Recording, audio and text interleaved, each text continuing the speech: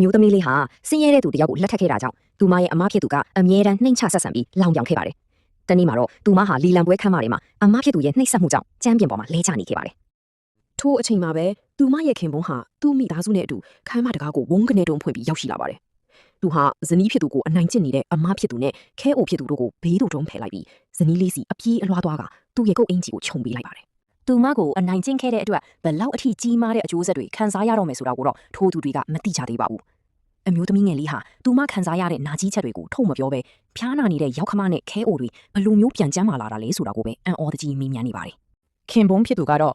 နောက်မှပြောပြမယ်ဆိုပြီးသူမကိုအနိုင်ကျင့်တဲ့သူတွေကိုအရင်ဆုံးရှင်းပြမယ်လို့ဒေါသတကြီးပြောလိုက်ပါတယ်။ဒါကိုကြားတဲ့အမဖြစ်သူကတော့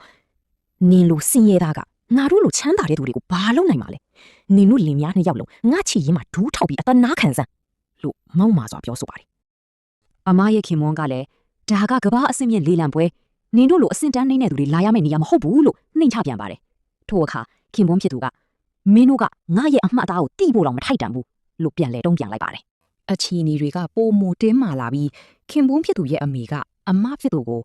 အဆုံးအမမရှိတဲ့မိန်းမလို့ပြန်ပြောလိုက်တဲ့အခါမှာတော့အမဖြစ်သူဟာသူမရဲ့ရုံမာတဲ့စိတ်ကိုထုတ်ပြပြီးသူတို့ကိုပွဲထဲကနေမောင်းထုတ်ဖို့ကြိုးစားပါတော့တယ်။ဇနီးဖြစ်သူကတော့သူမရဲ့မိသားစုဝင်တွေဒုက္ခရောက်မှစိုးရိမ်တာကြောင့်အရှုံးပေးဖို့ဆုံးဖြတ်လိုက်ပြီးအခိုးခံလိုက်ရတဲ့တော့ကိုပြန်ပေးရင်ပွဲကနေထွက်ခွာပြီးမယ်လို့ကန့်လန့်လိုက်ပါတယ်။ဒီတော့မှခင်ပွန်းဖြစ်သူဟာသူ့ဇနီးလေးဟာတော့တချောင်းကိုကာကွယ်ဖို့အတွက်အခုလိုအနှိမ်ခံနေရတာကိုသိရှိသွားပါတော့တယ်။အခြေတင်ဖြစ်နေစမှာပဲအမျိုးသားဖြစ်သူကလက်ဟန်ပြလိုက်တဲ့အခါတက်တော်ဆောင်တွေအုပ်စုလိုက်ရောက်ရှိလာပြီးသူ့ကိုတထေးကြီးလို့ညီညာစွာနှုတ်ဆက်ကြပါတယ်။သူ့ရဲ့လက်ထောက်ကလည်းသူဟာတကယ်တော့ဘီလီယံနာတထေးကြီးတူဖြစ်ကြောင်းထုတ်ဖော်ပြောကြားလိုက်ပါတယ်။ဒါပေမဲ့ဇနီးဖြစ်သူကတော့ဒါတွေအားလုံးကခင်ပွန်းဖြစ်သူကသူမအရှက်မကွဲအောင်ငွေပေးပြီးငှားထားတဲ့တရုပ်ဆောင်တွေလို့ပဲထင်နေခဲ့ပါတယ်။ဒါကြောင့်သူမကလည်းခင်ပွန်းဖြစ်သူနဲ့ရောရောင်ပြီးအမားဖြစ်သူစီကတော့ကိုပြန်တောင်းဖို့ကြိုးစားပါတော့တယ်။အမားဖြစ်သူနဲ့သူမရဲ့ခင်ပွန်းကလည်းဒါတွေကအယောင်ဆောင်နေလို့ပဲထင်ပြီးလှောင်ပြောင်နေကြတော့မှနောက်ဆုံးမှာတော့ခင်ပွန်းဖြစ်သူကလက်ထောက်တွေကိုအမိန်ပေးပြီးအမားဖြစ်သူတို့ဇနီးမောင်နှံကိုထိန်းချုပ်ကတော့ကိုပြန်လေရယူပေးခဲ့ပါတယ်